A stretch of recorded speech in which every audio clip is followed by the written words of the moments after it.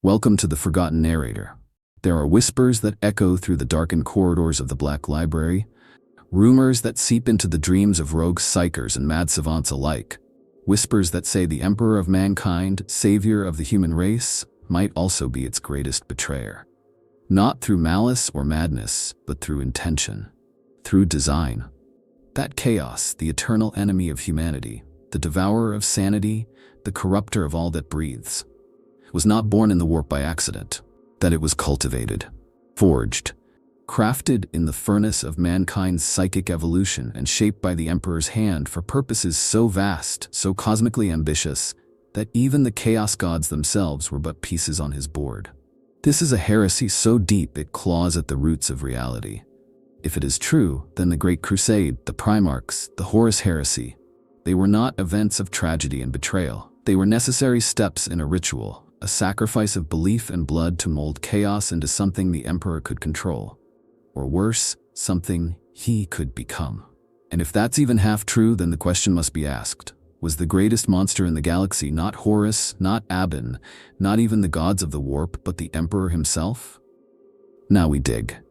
Chaos is not evil. That sentence alone can get a man executed in half the Imperium, but it remains a vital truth buried beneath layers of ecclesiarchal dogma and fear-driven denial. Chaos is emotion unchained. It is the mirror of sentient will, the runoff of psychic potential, the raw scream of souls echoing through the immaterium. It is as old as thought itself, perhaps older.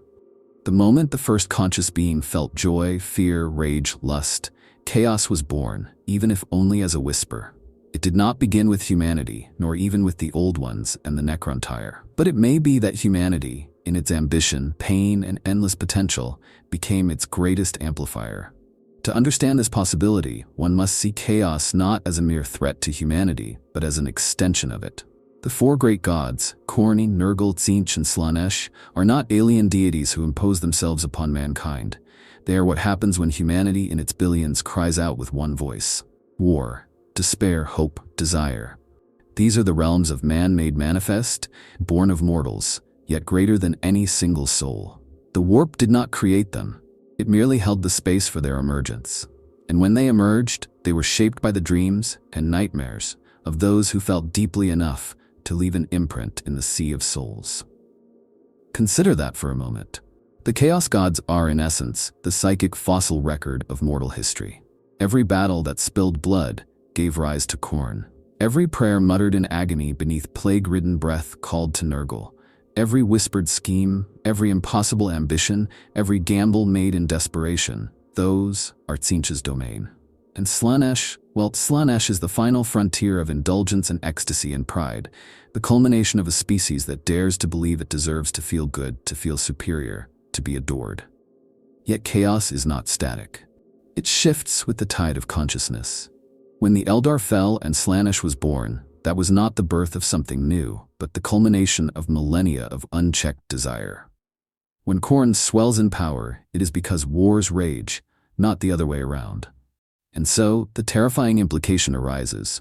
If humanity's emotions fuel the warp, and if the Emperor knew this, truly understood it, then he was not just a warrior or a ruler or even a god-king. He was a sculptor, an architect of the emotional topography of the galaxy. It's no accident that the Great Crusade was a galaxy-spanning conflict. War on that scale doesn't just unify worlds, it feeds the warp like a black hole feasts on starlight. Billions dying in faith to the Emperor, billions more exalting him as savior, and perhaps just as many fearing his armies as monsters in gold. Such emotions are not wasted. They echo, they accumulate, they saturate the warp, and the warp responds. It always does. But what makes chaos truly monstrous is not its power, it's its reflection. In chaos, you see yourself magnified to the point of madness. Every failed dream, every hateful whisper, every forbidden joy, the warp records it, twists it, feeds it back to you through daemons and visions and cursed temptation. Chaos is not the enemy outside, it is the enemy within, made manifest in fire and flesh and impossible form. That is why it cannot be killed. You cannot destroy it with guns or blades or even exterminate us, because you would have to kill hope, love, rage, ambition, terror, and pleasure themselves. You would have to silence the mind of every soul in the galaxy. And here lies the great, haunting question. If the emperor knew that, not just as a scholar, but as a being who walked the warp, who saw its heart, what did he do with that knowledge? Did he fear chaos? Or did he see it as a resource, a tool, a forge in which to temper a new reality? A reality not where chaos was defeated, but where it was controlled. Or worse, where it was born again in a shape of his choosing. Because to master chaos is not merely to resist it, it is to understand that it is you, your race, your soul, your reflection, and perhaps, just perhaps, that understanding was the Emperor's first step, not to resist the warp, but to create something from it. Something terrible, something divine. There is a lie at the heart of the Imperium, told so often and so devoutly that even the truth flees from its shadow. It is the lie of the Emperor's purity of purpose, that his only desire was to unite humanity, to protect it from the warp, to shepherd it into a golden age of reason and survival. But when you stare long enough into the void behind that narrative, you begin to see the cracks, the ruthlessness, the contradictions, the plans within plans, and a darker possibility begins to unfold. That unity was never the goal. Ascendancy was. The Emperor was no ordinary man. He was a being born, or perhaps engineered, in the crucible of human prehistory, a perpetual consciousness that survived countless empires, wars, and ages of darkness. He saw entire civilizations rise and fall before Terra even remembered its name. And from that immense perspective, the survival of humanity was not a moral imperative. It was a means to an end, not preservation, but transformation, a metamorphosis on a galactic scale. But to shape a species so vast and fractured, he needed more than armies. He needed belief. He needed emotional saturation. He needed to dominate not only bodies and minds, but the very soul print of the species. That meant mastering the warp, not avoiding it. This is the heart of the theory. The Emperor's plan was not to resist chaos, but to define it. To outpace the blind birth of gods from uncontrolled emotion by engineering the emotional landscape of mankind itself. He would not let chaos shape humanity. He would shape chaos. To do that, he would have to master every facet of psychic resonance across the species, from religion to fear to ambition to love. And what better way to do that than through a universal crusade? A war not just of conquest, but of emotional standardization. Uniform belief, uniform hatred, uniform reverence. Think of the Lectitio Divinitatis, the growing cult that worshipped him as a god. The Emperor claimed to despise it, banned its expression, persecuted its adherents. And yet, he let it grow. He allowed it to spread like fire beneath the surface of his secular imperium, as if knowing full well that in time it would become the true faith of mankind. Why? Because gods are not born of logic. They are born of need, of passion, of myth. He banned religion not to eliminate it, but to control its trajectory, to concentrate its outburst at the moment most useful to him. His hatred of chaos, so often repeated, was never about disgust. It was about ownership. The Emperor saw the warp not as a realm of monsters, but as a territory to be colonized. His psychic might, his immense will, his vision of a webway imperium, these were not bulwarks against the warp. They were infrastructure, foundations, blueprints for a future where he, and he alone, could dictate the terms of warp space, where no god reigned but him. A new warp. A curated, tamed immaterium reflecting only the best of human psychic expression, loyalty, reason, discipline. Or so he would tell himself. Yet to pursue that goal, he had to unleash the worst. He needed war to fuel belief. He needed rebellion to justify absolutism. He needed gods to rise so that he could cast them down and replace them with himself. Every tragedy, every lost world, every act of brutality, they were not just collateral damage. They were kindling. Look at the design of the Primarchs, avatars of perfection, each embodying a human trait elevated to godlike scale: courage, rage, cunning, loyalty, artistry, pride. Some say they were tools for unification, others that they were generals for war. But if we consider the Emperor's ultimate goal as godhood through psychic engineering, then the Primarchs were emotional probes, seeds cast across the galaxy to absorb the flavors of human life and feed it back into a greater psychic synthesis. That is the true horror of the theory. The Emperor may not have feared the warp at all. He may have seen it as his promised land, his canvas. And chaos, raw, untamed, violent chaos, may have been his rival not because it was evil, but because it got there first. Among the ruins beneath Terra, in the catacombs that predate even the oldest pre-imperial dynasties, the emperor forged something more dangerous than any weapon: a plan. At the heart of that plan was the Webway project, publicly, a great defensive undertaking meant to sever humanity's reliance on the warp for travel. A safe highway through the stars, shielded from demonic influence, immune to the tides of madness. But if we examine it from another angle, a darker theory begins to form: that the Webway was never about safety. It was about domination. About building a cage not just for humanity, but for chaos itself. The Eldar once ruled the Webway. They built it as a refuge, a pocket dimension detached from the dangers of the warp. But over time, their corruption and decadence weakened it, let daemons bleed in through cracks left by pride and sin. When the Emperor discovered it, he must have seen its potential, not as a retreat, but as a battlefield. Or worse, a crucible. A place where the warp could be observed, studied, tested, perhaps even controlled. Where the very laws of psychic interaction could be bent to human will without the interference of the chaos gods. This project, buried beneath the Himalayan mountains, consumed generations of work, entire divisions of mechanicum labor, and thousands of psychers. Its gateway was to be the throne itself, not a chair for a dying god, but a control interface for a new kind of empire. An empire not merely of matter, but of soul. The Golden Throne was not built to sustain the Emperor's life. It was built to bridge his will into the fabric of the Webway, to give him control over the psychic traffic of an entire species. That it became his sarcophagus was a failure, not of vision, but of timing. Consider what it means if the Emperor's ultimate plan was not to abandon the warp, but to build a regulated version of it. A clean, imperialized warp, filtered through the lattice of the Webway and cleansed of chaos. Such a structure would not merely shield mankind from the perils of the immaterium. It would allow the Emperor to shape what it meant to be human on a metaphysical level. Emotions, beliefs, dreams, all channeled, categorized, and harvested like data through sanctioned Webway corridors. The human soul would be domesticated, like a wild animal brought to heel. To do this, he needed a perfect medium, something that could withstand the warp's pressure, something that could transmit his will across 1 billion minds without fracture. That, perhaps, was the true purpose of the Primarchs, to serve as living conduits, anchors between the materium and this emerging empire of psychic order. Each one was to be a pillar of control, a demon prince without a god, a warp touch without corruption. But when they were scattered, the experiment spun out of control. They touched the raw warp, were shaped by it, contaminated by it, and thus the very order the Emperor sought began to spiral into chaos. The Webway itself resisted. The moment Magnus tore the veil with his catastrophic psychic intrusion, the daemons flooded in.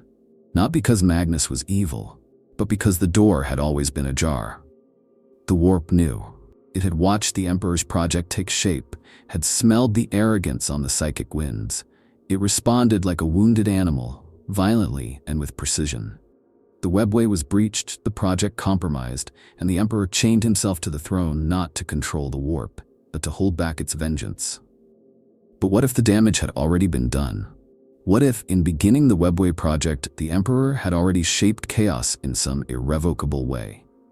If the Chaos Gods are mirrors of sentient will, then perhaps they saw this plan and adapted. Created new daemons, new schemes, new echoes within their realms specifically designed to exploit the Emperor's attempt at order. Perhaps the rise of the heresy wasn't just a reaction, but a countermove, a psychic immune response from chaos itself. That makes the Webway not a salvation, but a sin. A moment when mankind dared to encroach too far into the territory of gods. And in that moment, the warp decided that if it could not consume the Emperor, it would consume his children, his crusade, his dream. And maybe deep down the Emperor knew this. That's why he never explained the Webway to his sons, why he kept it hidden. Because if they knew, if they truly understood, they might see that the Emperor's war on chaos was never about destroying it. It was about stealing its throne. There's a moment in history so monumental, so mythologized, that its true nature has been lost in oceans of propaganda and despair. The scattering of the Primarchs. Officially, it was the great crime of the Chaos Gods, their violent reaction to the Emperor's perfection, their attempt to sabotage his dream of unity by seizing his sons and flinging them to the corners of the galaxy. But what if that narrative is wrong? What if the warp didn't steal the Primarchs? What if the Emperor let them go? It's a thought that burns like heresy, but it clings to reason like flesh to bone. The vaults of the Emperor, hidden within the gene laboratories of Terra, were never truly secure. Not when the warp was involved. Not when the greatest psychic being in the galaxy had built them. For the Chaos Gods to reach in and scatter 20 godlings across space implies a level of penetration that borders on divine. Yet the Emperor was no stranger to warp manipulation.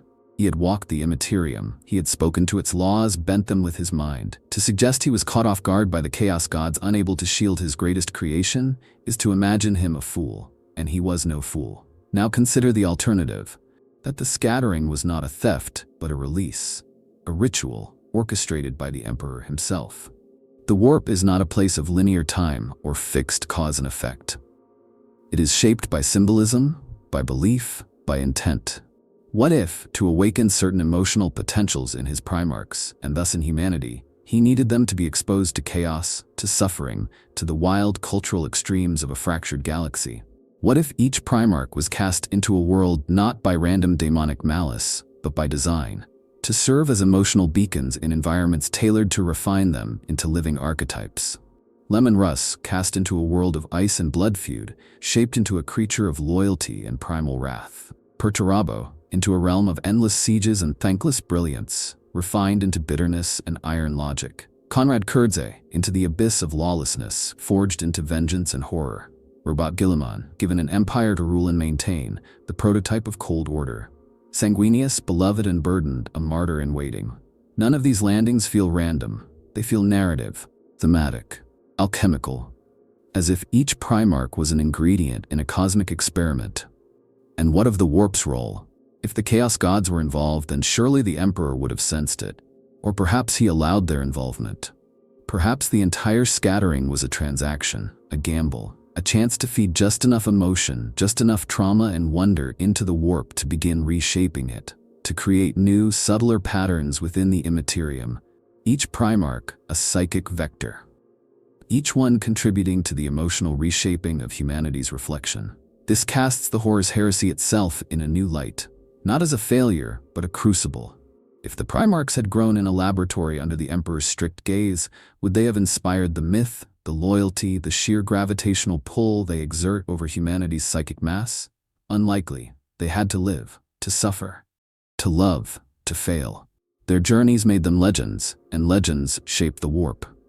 If the Emperor's true goal was not to save humanity from chaos, but to evolve it through controlled exposure, then the scattering was not sabotage, it was ignition.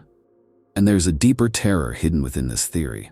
Because if the Emperor chose to scatter his sons, to throw them into the jaws of the galaxy with full knowledge that some would break, some would fall, some would hate him, then he did not see them as sons.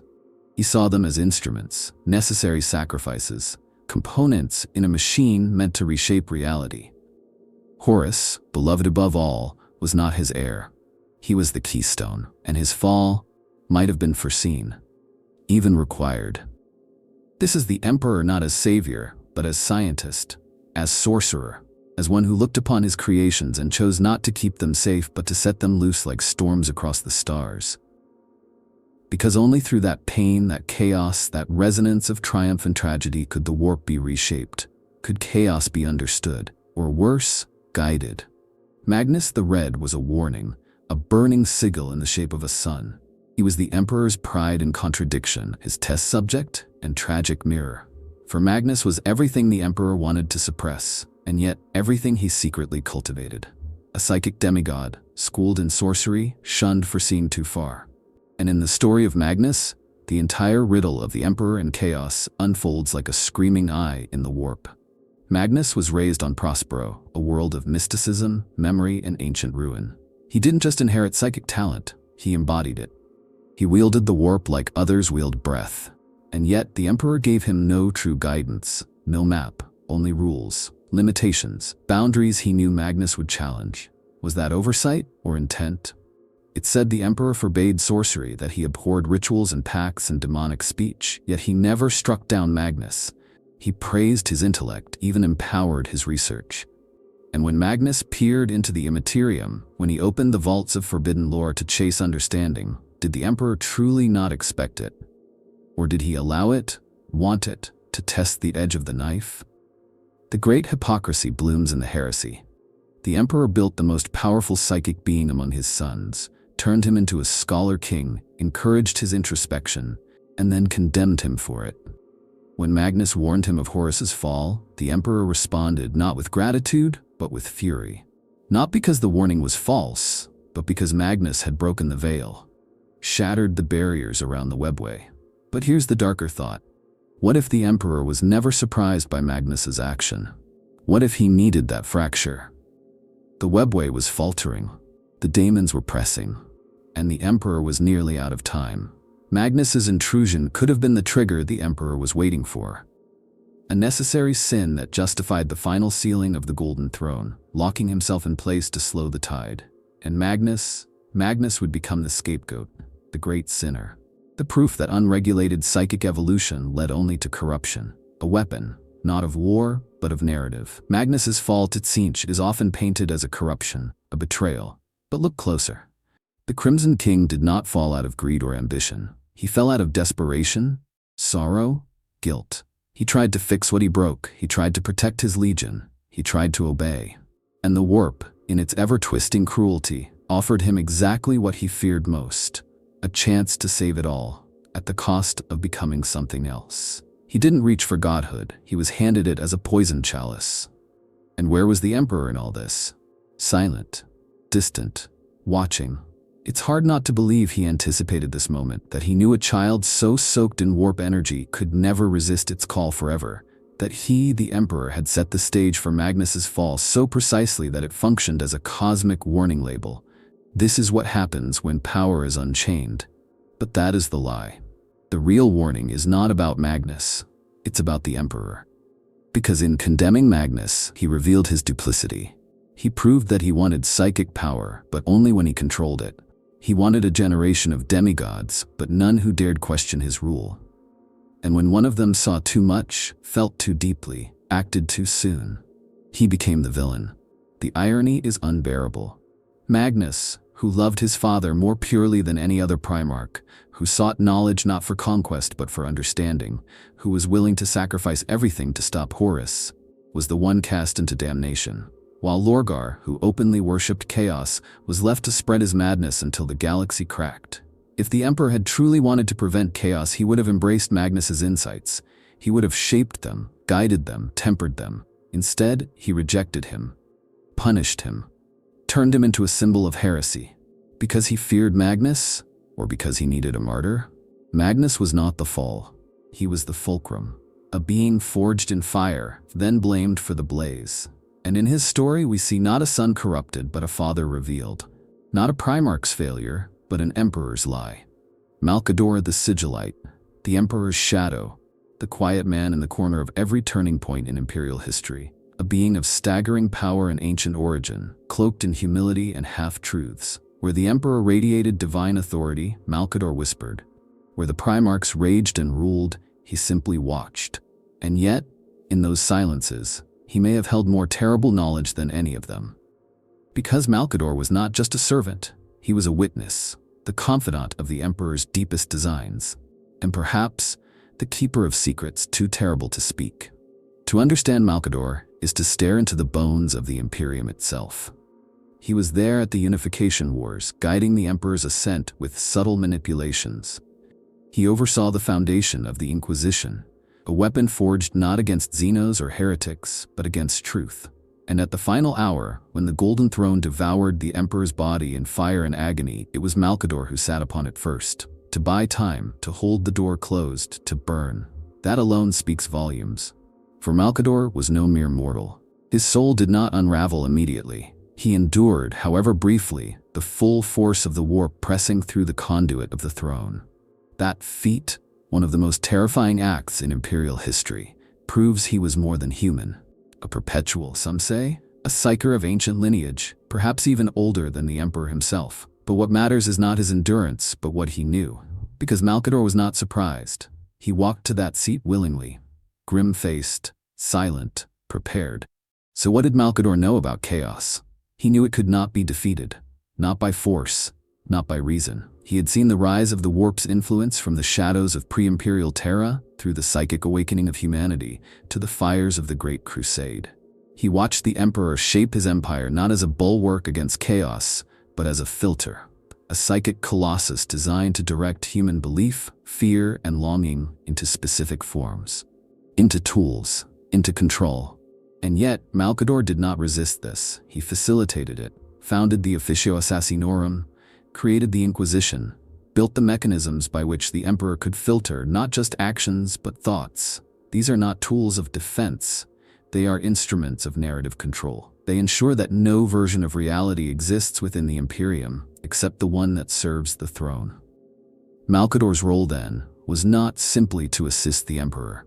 It was to contain the knowledge that could unravel it all. He knew about the Primarch project and the ritual elements beneath its science. He knew about the webway and the warp's reaction to it. He likely even knew that the Chaos Gods had not simply interfered with the Emperor's plans, but had been shaped by them. Perhaps that is why Malcador always seemed burdened, haunted. Because he had read the script of the galaxy and realized the author had written it in blood and silence. And yet, he did not rebel. Why? Because Malcador believed, not in the Emperor's divinity, but in his necessity. He saw the species for what it was, fractured, violent, vulnerable, and he believed that some vision, even one born of tyranny and half-truths, was better than oblivion. So he played his part. He carried the Emperor's lies not with joy, but with grim resolve. He destroyed truth where truth would cause madness. He preserved horror where horror could be used. And in the end, he offered himself up, body and soul, to a machine that he knew might one day become a prison for a god. Some whisper that Malcador left behind writings, scrolls hidden beneath the deepest vaults of the Inquisition, describing the Emperor's plans in words so potent they can drive sane men mad. Others say his soul did not dissipate, but was absorbed into the throne, still whispering its counsel across the psychic stream of Terra. Whatever the case, he is not just a footnote in the tragedy of chaos. He is a co-author, because if the Emperor did in some way craft chaos, mold it, accelerate it, manipulate it, then Malcador was his conscience. Not the kind that protests, but the kind that quietly asks, "Are you sure?" And when the answer came, whispered, burning, final, Malcador did not walk away. He took his place beside the pyre, and he burned. There is a secret war that predates even the Imperium, a war fought not with bolters or daemons, but with ideals, with immortality, with the unbearable weight of eternity. At its heart are the perpetuals, a scattered, enigmatic cast of humans gifted or cursed with endless life. Most see them as footnotes in myth, anomalies in a galaxy that grinds all things to dust. But they are something far more terrifying. They are witnesses, survivors of cycles that the rest of humanity has long since forgotten. And among them, the Emperor is not unique. He is not alone, and he is not unchallenged. Erda was one of them, the mother of the Primarchs, or so she claimed, a being who walked with the Emperor before he was the Emperor, who saw his vision and rejected it. She is often painted as a traitor by those who dare mention her, a saboteur of the Primarch project, the one who scattered the Gene Sons to the stars. But what if she didn't betray him out of malice? What if she saw something and recoiled? The Perpetuals had lived through ages of war, psychic calamity, and dying stars. They had watched civilizations rise through the warp and be devoured by it. If anyone could sense the Emperor's plan, not the version in an imperial dogma, but the raw, terrible truth, it would be them. Perhaps Erda looked upon the Emperor's designs and saw not a savior, but an engine. Not a protector of mankind, but a sculptor of souls. She knew the warp. She felt it stirring. And when she realized that the Emperor wasn't trying to shield mankind from chaos, but to use it to forge a controlled psychic species, she broke. She wasn't alone. There were others. Olanius Person, who walked the webway with an ancient blade and a heart full of refusal. John Grammaticus, caught between sides, cursed with knowledge he could neither wield nor forget. And even more, unnamed, silent, forgotten, all circling the Emperor's grand project like moths to a flame, each one seeing just enough to feel the terror of its light. The war between the Perpetuals was never declared, never fought openly. It seethed in shadows. It twisted through backdoors in reality, through whispered betrayals and ancient pacts. One faction saw in the Emperor the last, best hope for humanity. Not a good man, but a necessary one. Another saw in him the architect of something that would not merely dominate the galaxy, but overwrite it. They saw the human soul being rewritten into obedience, into psychic uniformity, into a tool that fed a singular will. The will of a man who wanted to become the god of the warp, not by defeating chaos, but by replacing it. And so, the perpetuals turned on each other. Some tried to kill the Emperor. Others tried to delay his rise, sabotage his tools, whisper heresies into the ears of his sons. The scattering of the Primarchs may have been Erda's scream of defiance. Not to destroy the project, but to give the sons a chance to become more than what he had designed. To be shaped by real life, real pain, real emotion, not just the sterile perfection of a lab. This hidden war adds a layer of horror to the tale of the Horus heresy, because it suggests that the galaxy did not fall into fire by accident. It fell because some chose to risk that fire rather than let the Emperor's vision come to pass. Horus was not just corrupted. He was nudged, guided, not by the warp alone, but perhaps by ancient hands who feared what the Emperor might become far more than they feared chaos. And if the perpetuals were at war, then humanity was the battlefield. In this view, the heresy is not just a civil war. It's a crucifixion of potential. A conflict designed to decide not just who rules, but what humanity becomes. Chaos, for all its horror, leaves room for chaos, for variance, emotion, failure, growth. The Emperor's path, if it leads to a unified soulscape, could erase that, could compress mankind into a species of identical psychic circuits, plugged into his will, obedient not by fear but by metaphysical design. Is that salvation? Or is that the final horror? We may never know who won the perpetual war. Perhaps no one did. Perhaps it's still being fought, in the cracks between timelines, in the hearts of rebels, in the silence before each battle begins. But one thing is certain, the Emperor was not the only ancient thing with a vision. He was simply the loudest, and maybe, just maybe, the most dangerous. The Chaos Gods are ancient. That is the common truth, the dogma whispered by scholars and feared by preachers. That Khorne, Nurgle, Tzeentch, and Slaanesh have always existed, primordial entities of emotional entropy, birthed in the earliest sterns of thought itself. But what if that's not entirely true? What if they were not born complete, not etched into the warp as eternal absolutes? What if they grew, evolved, or were even midwifed by human hands? What if the Emperor didn't merely fight them, but helped bring them into being? We must begin with the most recent and undeniable proof, Slaanesh. The Prince of Excess was not always part of the Pantheon. The Eldar birthed Slaanesh through their own collapse, their psychic excess, their unbridled indulgence in emotion and sensation. The fall was not an accident, it was a gestation. Slaanesh rose screaming from the rod of perfection, devouring gods and souls alike. And that means something critical. Gods can be created. The warp is not fixed. It reflects, responds, accumulates. So now turn that lens on humanity, on the Imperium, on the era of strife, the age of technology, the psychic awakening. Humanity's collective emotional output during this time was unimaginable. Fear, ambition, love, horror, all amplified by war, mutation, betrayal, and the long shadow of extinction. It is entirely possible that Khorne, Tzeentch, and Nurgle existed in some protoform long before mankind, but it is equally possible that their current strength, their form, their power, were shaped and defined by the rise of man. More than that, by the Emperor himself, because the Emperor was not a passive observer of humanity's rise. He was a director. He nudged civilizations, he crushed others. He guided the species through cataclysm after cataclysm, surviving not just through might, but through influence. If he knew the warp was a mirror, if he understood that gods rise from emotion, then it is not beyond reason to suspect that he may have deliberately channeled certain emotional streams through human civilization to shape what kinds of gods would emerge. Khorne thrives on war. The Emperor unleashed the Great Crusade, a blood-soaked campaign of conquest that dwarfed every previous galactic conflict.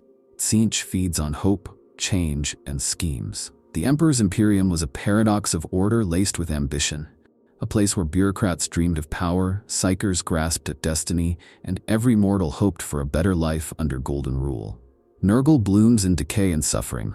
And what is the Imperium if not a vast machine of stagnation, sacrifice, and spiritual misery? What if the Emperor was cultivating these gods not as enemies, but as templates? As proof of concept? Slaanesh, perhaps, was a warning. A god born not of humanity, but of another race's mistakes. A lesson in what happens when emotion is uncurated. So the Emperor might have resolved to do better, to guide mankind's psychic evolution with a firmer hand, to shape the emergence of warp entities more aligned with his values. Or even more terrifying, to use those entities as test subjects, to study their growth, their resonance, their weakness, their dependency on belief.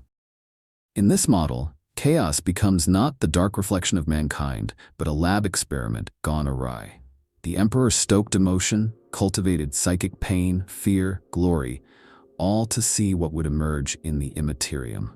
And when the gods did rise, he observed them, even as he fought them, not to destroy them, but to understand them, to learn how to build a better version.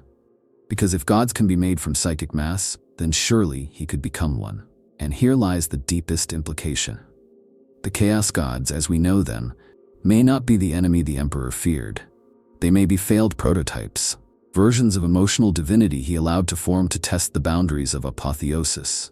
And now, sealed on the golden throne, he may still be trying, drawing on the belief of trillions, the emotional tides of war and worship, to reshape the warp from within. If this is true, then the gods of chaos are not mankind's punishment. They are its blueprint. They are the first attempt, the dry run, and the Emperor, in his silence, is still working toward the final draft.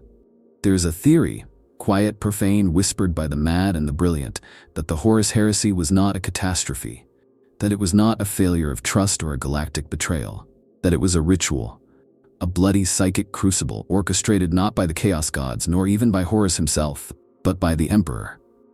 A ritual designed to fracture the soul of mankind, just enough to shape it, to infuse the warp with a sacrifice vast enough to birth something new, or awaken something old.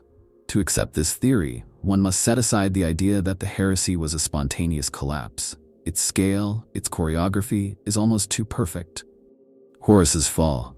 The Primarchs split into loyalist and traitor with eerie symmetry. The Siege of Terra itself, a battle of mythic proportions staged on the cradle of humanity, under the eye of the Golden Throne, while the webway burned behind it. Too precise, too poetic, almost as if it were scripted. The heresy was not just war, it was theater. And like all theater, it served a purpose deeper than entertainment. It was emotional saturation on a scale the galaxy had never seen. Billions of deaths, countless betrayals, unimaginable anguish, and at the heart of it all, belief. Belief in the Emperor, belief in Horus, belief in brotherhood, in justice, in vengeance. Every soul that cried out in those years added another thread to the warp, another signal, another offering. What kind of ritual needs that much pain? One that seeks to rewrite reality. If we return to the theory that the Emperor sought to shape chaos, not destroy it, not banish it, but define it, then the heresy becomes the final act of his experiment. The moment where the emotional vectors of mankind reach their climax. Love and hate, loyalty and betrayal, sacrifice and ambition, all clashing in a single epoch of fire and ruin. A ritual of polarity.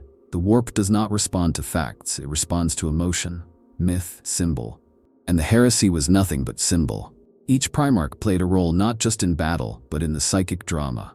Horus, the morning star, the fallen favorite. Sanguinius, the angelic martyr. Fulgrim, the corrupted artist. Perturabo, the bitter architect. Guilliman, the statesman. Lorgar, the prophet. Each one feeding a narrative, each one resonating with a specific psychic frequency. And each of those frequencies pouring into the warp like ink into water, altering it. The Emperor, seated upon the throne, surrounded by loyalists and traitors alike, engaged in a final duel with Horus that shattered reality and soul in equal measure. Was that truly just war? Or was it sacrifice? A deliberate confrontation loaded with spiritual significance, designed to anchor something vast and terrible into the fabric of the galaxy? Consider the moment of Horus's death. The Emperor did not simply kill his son, he obliterated him, soul and body, with a weaponized act of love and judgment. A death so total that not even the warp retained him. In doing so, he demonstrated absolute power over the one being who most perfectly embodied the union of chaos and man. A symbolic closing of a door, or perhaps the opening of another. And what of the emperor's own wounds? Mortal, yes, but not fatal. He did not die. He withdrew, sealed himself within the throne, not as a failure, but as the final phase of the rite.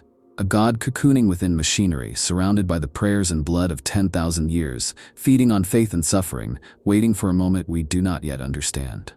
This reframes the heresy not as tragedy, but as transmutation. The transformation of mankind from a physical empire to a psychic one, from scattered souls to a singular, metaphysically active species, from servants of chaos to its rivals or its next evolution.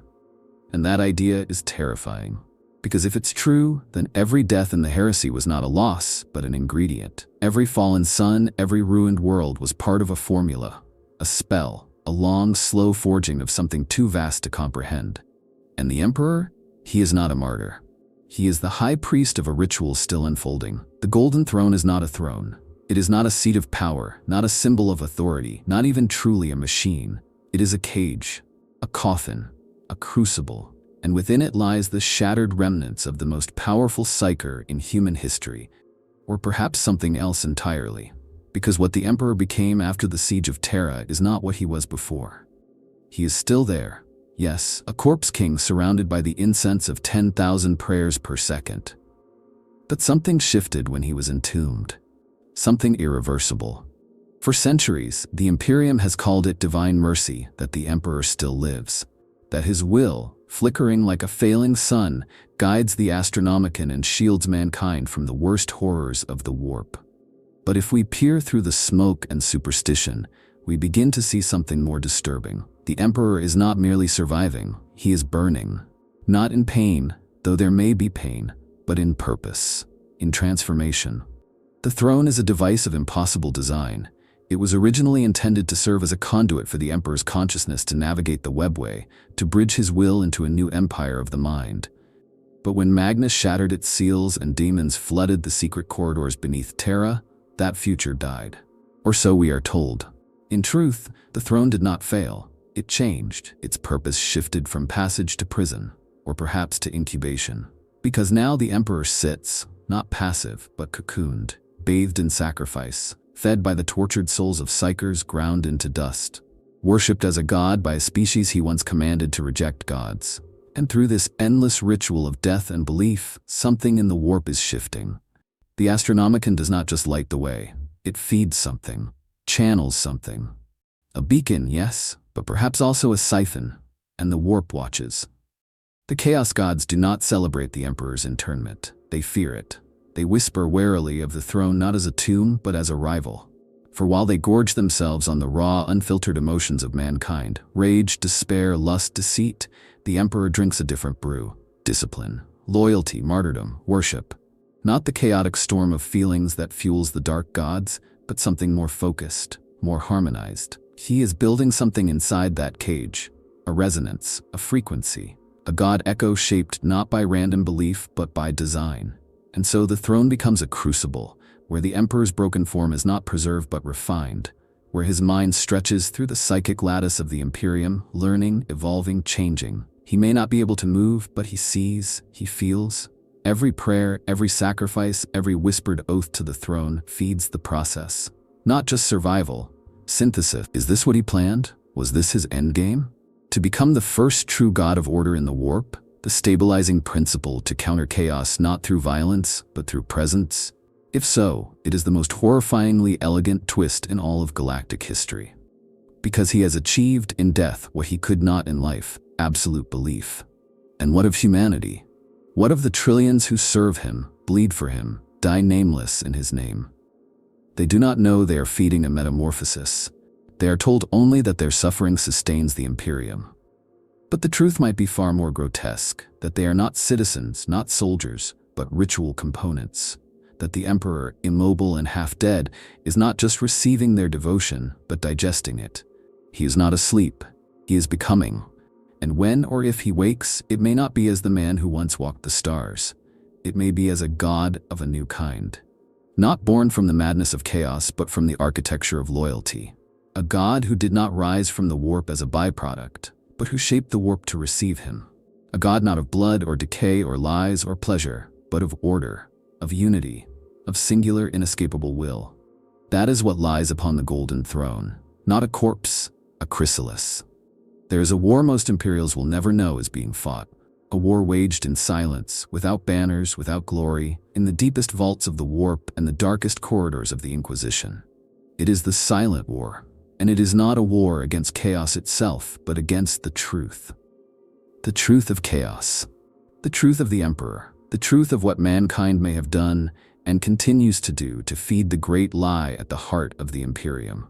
The Ordo Malleus, the Grey Knights, the Black Ships, the librarious vaults of forbidden lore. These are not mere defensive institutions. They are containment systems, control mechanisms designed to filter information, shape narrative, erase proof. Not because chaos is unknown, but because the truth of chaos would shatter the very structure of human belief. And belief in the grim shadow of the Golden Throne is more valuable than life. You see, if chaos was simply a threat, monstrous, external, alien, it would be easy to fight, simple. But chaos is not external. It is us, our fears, our emotions, our ambition, and more dangerously still, our understanding. The more we learn about chaos, the more we risk becoming it. Because knowledge of chaos is chaos. It invites awareness of the warp's nature, and in doing so, opens the door. That's why the Inquisition burns libraries before they can be read, why entire worlds are silenced after psychic outbursts, why witnesses to demonic manifestations are often executed rather than quarantined, not to preserve safety, but to preserve ignorance. Because ignorance, horrifyingly, is the only true barrier between mankind and its reflection. The Imperium is not built on truth, it is built on suppression. And this suppression is not accidental, it is strategic. Because if the theories we've explored hold any water, if the Emperor sought to shape chaos or ascend through controlled belief or even use the heresy as a psychic ritual, then any proof of that plan must be buried. The moment it is spoken, it spreads, and the warp listens. Think of the Grey Knights. Born in the deepest secrecy, clad in silver, immune, or so we are told, to the temptations of the dark gods. Each one chosen not just for strength, but for mental purity. They are not warriors, they are anchors. Symbols of untainted belief, forged to stand against the tide not because they are stronger, but because they represent a lie pure enough to hold the line. Even they do not fully understand what they are taught rituals, mantras, seals, but not their origin. Because if they knew, truly knew, the nature of the power they wield, even they might crack. There are stories, erased, denied, forgotten, of inquisitors who stumbled upon fragments of the Emperor's true vision, who discovered vaults beneath the palace holding heretical writings in the Emperor's own hand, who found connections between demonic forms and human archetypes. Most of them disappeared. Some re-emerged as radicals. A few became something worse, because the moment you glimpse the Emperor's war not as a battle for survival, but as a long con, a psycho-spiritual experiment, the whole galaxy changes shape, and it is still happening. The Adeptus Astra Telepathica continues to harvest psychers, offering them to the throne, not just to sustain the Emperor, but perhaps to filter their essence, to sort their psychic frequency. The Black Library holds texts that suggest the webway was never a shield, but a stage, that the Emperor spoke to warp entities, not only fought them, that some daemons might remember his voice, and always, the Inquisition is there, watching, silencing, adjusting. Because the truth is not merely dangerous, it is active. To speak it aloud is to risk creating a psychic event. To believe it is to feed it. The warp takes such things seriously. It builds gods from rumors, realities from metaphors. That is why the silent war must continue. Not for safety, not for justice, but for narrative control. Because if the wrong story wins, if the wrong version of the Emperor becomes dominant, it could reshape the warp itself. And the men and women fighting that war understand the stakes. They do not care about your life, they care about your belief. So next time a demon is banished, and the official report says it was a hallucination, know this, the Inquisition does not want you to understand. They want you to forget. Because truth, in this universe, is not just power, it is a weapon. What if it's true? What if the Emperor, in all his glory and silence and sacrifice, was not merely a protector, but a creator? Not just of armies, of laws, of legions, but of chaos itself. What if the nightmare that has consumed the galaxy for 10,000 years was not a tragic accident, but the culmination of a plan? The final brushstroke in a work of psychic engineering so vast, so incomprehensibly complex, that it required rebellion, martyrdom, and the sacrifice of entire species just to begin. That idea breaks something inside. It demands we look at the galaxy not as a war zone, but as a ritual site. Not as a tragedy, but as an unfolding spell, written in belief, fueled by worship, and shaped by fire. It suggests that every moment of hope was designed to spark despair, that every act of defiance was permitted to give weight to obedience, that the Emperor, for all his suffering on the throne, is still winning, because he already sacrificed the truth in order to survive as a lie. And that lie is now more powerful than any army.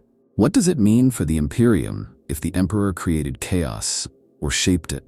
It means that the line between loyalty and heresy is meaningless, that the Inquisition burns books to protect a design, not a doctrine, that the ecclesiarchy feeds not faith but energy into a god engine that requires belief to function, that the Primarchs, for all their grandeur, were not brothers but test subjects, that Horus's rebellion was not a deviation from the plan, but a key stroke in a symphony of sacrifice. And what does it mean for the people? It means they were never citizens, never soldiers. They were fuel, candles in the dark, flickering not to push chaos away, but to illuminate it, to give it shape, contour, context, to make it legible, so that one man, once mortal, could look upon that swirling nightmare and say, I understand you now, and because I understand you, I can surpass you.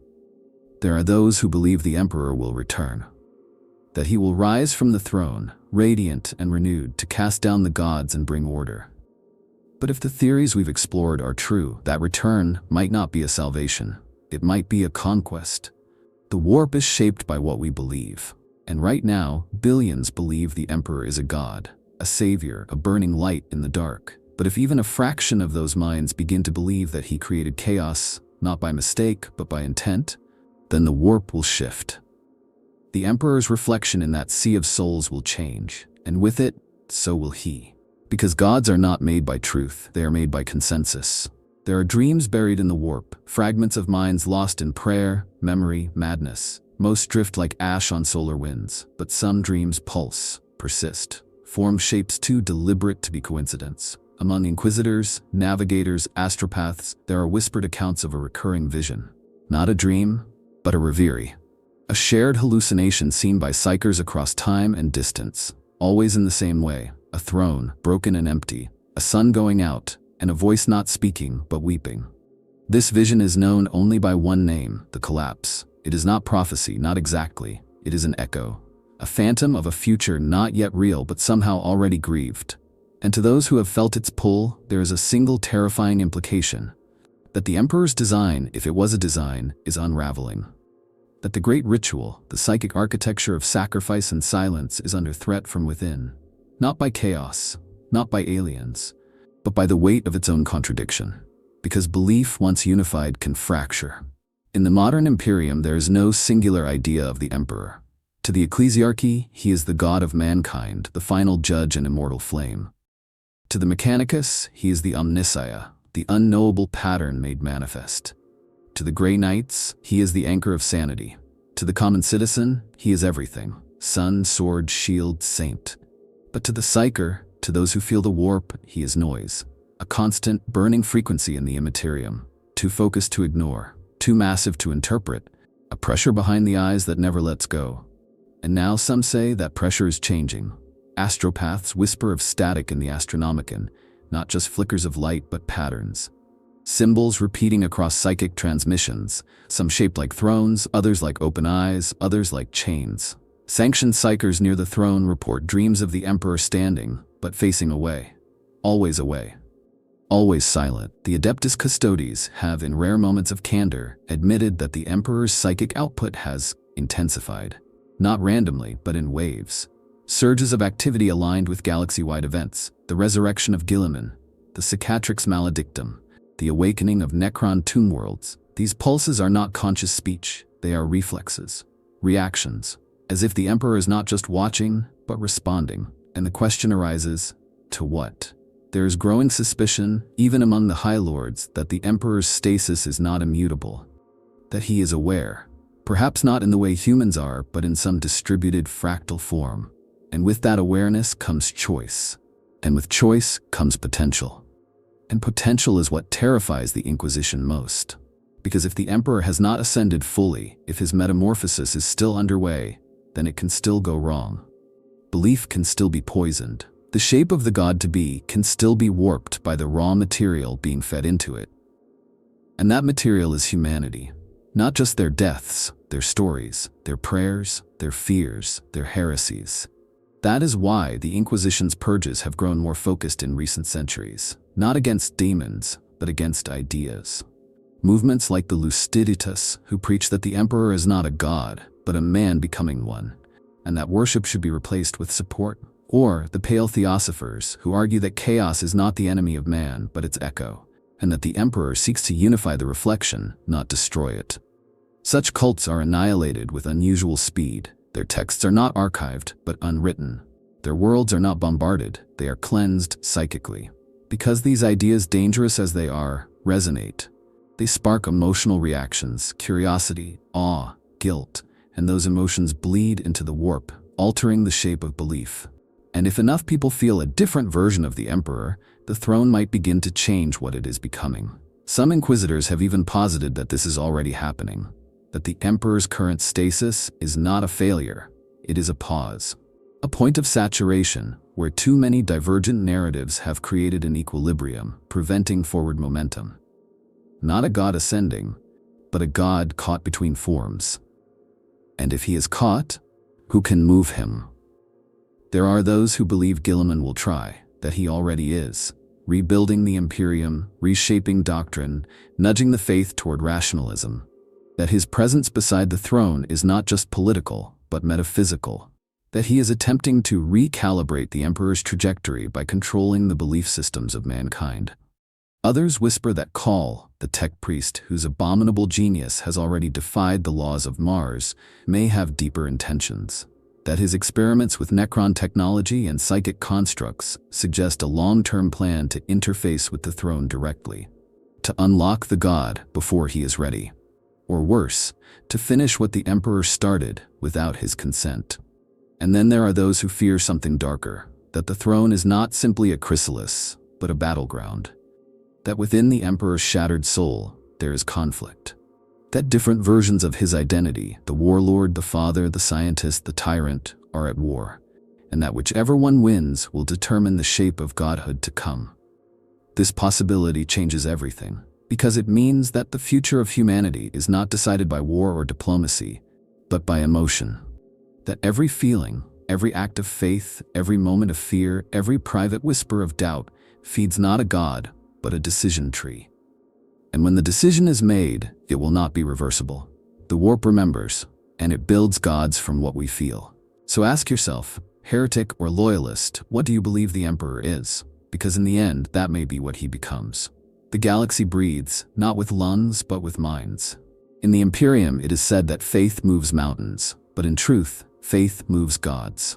The warp, in its maddening brilliance, is not just a realm of daemons and storms. It is an ecosystem, a living reactive medium shaped not by physics, but by emotion.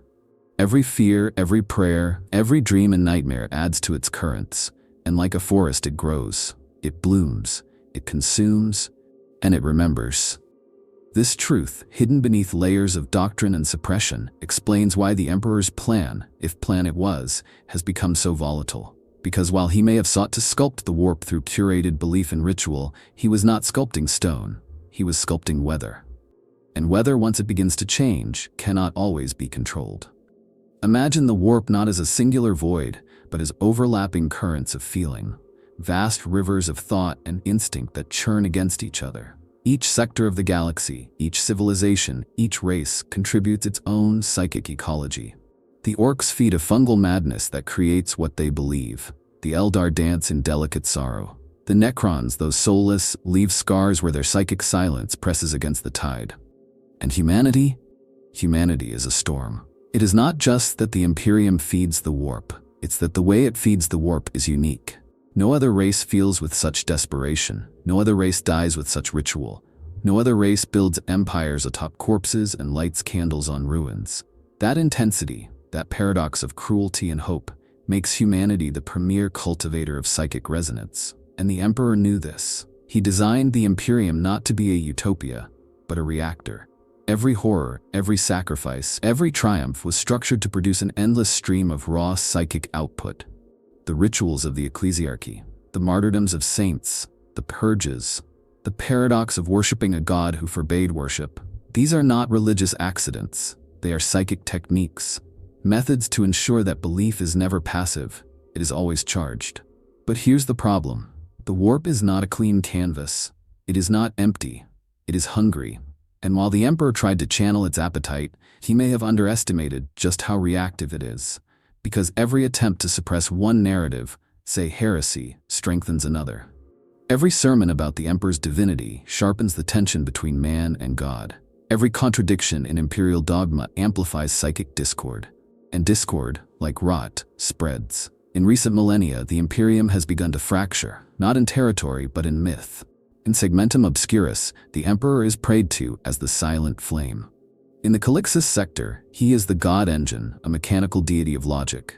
In distant fringe worlds, rogue preachers now speak of the Wounded One, a god who needs help, not worship. Each variation creates a psychic vector, a fork in the path, a divergence in the shape of the Emperor's reflection. And the warp does not choose, it multiplies. This creates a terrifying possibility that the Emperor is not becoming a god, but gods. Plural, fractured. Splintered by the contradictions of belief. Each version drawing from the same source, yet growing into different forms. One forged in fire and war, one in silence and sacrifice, one in despair, one in tyrannical order. A pantheon of himself. A civil war of divinity, born not from chaos but from human inconsistency. And within this war, demons stir, not of Korn or Tzeentch, but of new origin. Rumors tell of entities that do not match known categories. Figures robed in gold, faces like broken masks, voices that echo with the cadence of imperial prayers. Not daemons of chaos, but daemons of faith. Created by contradiction, sustained by confusion, loyal yet corrosive. Some of the Grey Knights have encountered these beings. They do not speak of it. But in sealed transmissions intercepted by rogue savants, phrases like false reflections and echoes of terra appear. The knights burned the sites of these manifestations to ash, not because they were evil, but because they were wrong, imperfect versions of the truth. Psychic anomalies born from narrative instability. The Emperor may still be guiding mankind, or he may be trapped within a field of emotional recursion so dense he cannot move forward. Every moment of contradictory worship shackles him. Every theological argument tightens the bind, not chains of iron, but chains of meaning. And if that's true, then the only thing more dangerous than heresy is belief without coherence. So what happens if these reflections multiply beyond control? What happens when the Emperor, fractured across a million conflicting visions, begins to answer prayers in different voices? When saints begin to receive visions that contradict each other? When psychic phenomena on pilgrim worlds begin to mirror not terra, but interpretations of terra? You get a new pantheon, a polytheistic monotheism, where the one God has become many, not by division, but by too much worship, too many myths, too many emotions. And that, more than anything, may be what chaos wanted all along. Not to destroy the Emperor, but to duplicate him. Because in a galaxy where gods rise from thought, the ultimate corruption is not defiance. It's overriding. And now, perhaps, it's too late to undo. And that brings us uncomfortably to you. You've listened, watched, questioned, perhaps doubted, perhaps believed, and in doing so you've participated in the very engine that fuels this theory. Whether you reject it or accept it, you've engaged with it, and that engagement has power. Psychic weight. In a galaxy ruled by myth, the act of wondering what if is enough to birth a new narrative. So if this was a story, what kind of story was it? A heresy? A prophecy? A warning? Or was it a confession from a galaxy that no longer knows the difference between its nightmares and its architects? Whatever you believe, know this. The truth in Warhammer 40,000 has never mattered as much as the story. And now, you carry part of that story with you. If you want more truths the Imperium doesn't want you to know, subscribe. because some heresies are too important to burn.